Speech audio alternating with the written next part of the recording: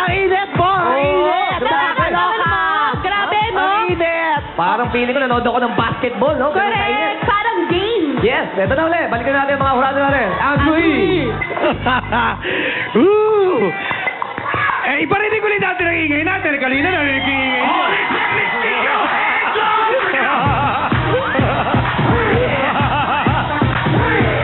Ayan ha, naririnig na tayo sa Las Vegas. Okay.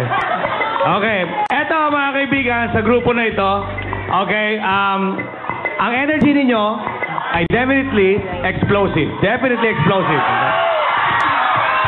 Okay?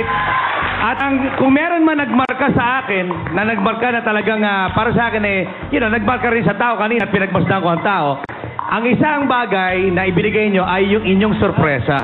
At ang sorpresa, nung lumabas si Mickey, oh, you're so fine. Yan. Napasigaw ang tao, okay? And I think with this group, the least that I can say and the most that I can do is I think they feel, and I feel, they gave it all. Here we go. Thank you, Andrew. Ito naman, tingnan natin kung ano sabi, napaka-sexy. Asunta. Hello sa mga taga Bello Medical Group sa podium. Heatwave, thank you for my shoes.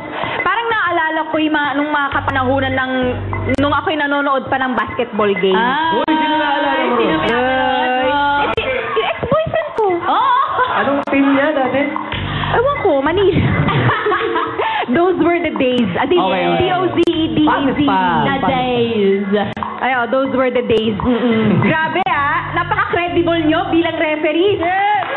Pero ini-imagine ko talaga kung yung tunay na referee gumaganyan. Parang nakakaloka lang, di ba? Ang galing ng choreography, sinamahan nyo para ng basketball game talaga. At syempre, hindi magiging kumpleto ang isang game kung walang cheerleader.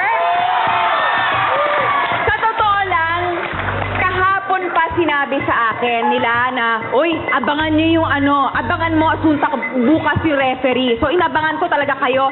You did not disappoint me. Yeah. Thank you so much. Ito na. Bye. Bakit?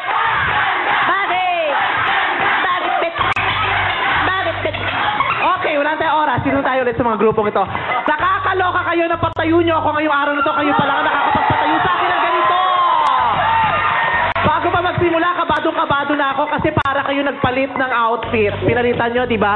Sabi ko, oh my gosh, nagpalit ng outfit. Sana hindi pinalitan yung una nilang ginawa at nung nanalo ng weekly finals kasi yun ang magpapanalo sa kanila ngayon. Yan ang sinasabi ko, hindi kinakailangan magpalit ng magpalit, di ba? At magbago ng magbago. Kung sa palagay nyo, Yung ano? Ano? Ano ba yung Tunggalin sabi mo ko? daw yung anis. Oo, yung Hindi ako kembot. naglagay. Okay.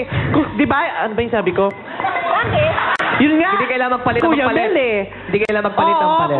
hindi nyo kinakailangan magpalit ng konsepto at ng presentasyon. Kung sa palagay nyo naman, yun na ang pinakamaganda at ikapapanalo ninyo. Di ba? Tamang-tama. Di ba? Bongga ang mga referees. At para doon sa sinabi ni ate na iginagalang ko naman kanina, sabi nila dapat daw ang suot makikintab pang Las Vegas katulad ng suot ko. Ang sagwa naman kung yung referee, ganito ang suot, masisilaw ang player. Sabol! Sabol, Bay! Sabol! Come on! Wow! Imagine nyo kung ganito ang suot ng referee, di ba masisilaw? Eh ako alam na. Guys, ang ganda-ganda ng suot mo. Nainggit ka ba ngayon? Oo, ah? naingit ako. Ang ganda. Diba? Hayaan mo, diyan ka lang, mauutusan kita mamaya. Tama yung suot nyo, sakto yung sa referee, hindi to pang referee. Alam ko yan kasi nagbabasketball ako dati, Bong. Oh, talaga? Anong posisyon mo? Ay nako, kung makikita mo lang ang moves ko dati, mababakla ka. Paano? Pag nakita mo lang ang combination ko, mga dribble, crossover, layup. Ayos talaga yan. Ganon! Bongga yan! Consistent. My consistency, my precision, at my coherence. Sabi ni G. Salonga, meron daw coherence ang ginawa niya.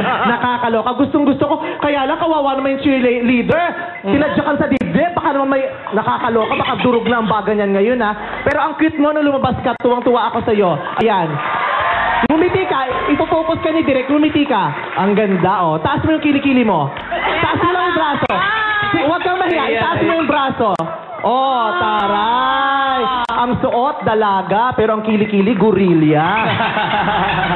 Diba, bongga ka doon? At ikaw, kuya, huwag kang masyadong serious. Ang gwapo-gwapo mo, yun nasa dulo. Ayun. Ayan. Ay, nako, ipopokus ka ni Direk.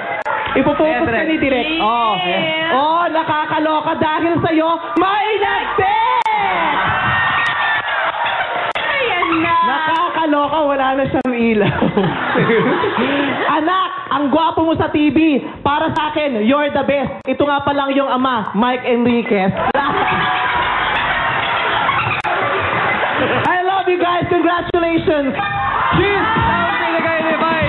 Maraming salamat sa ating mga urados. Yeah. Ang bago lahat, nice ko lang congratulations sa balita.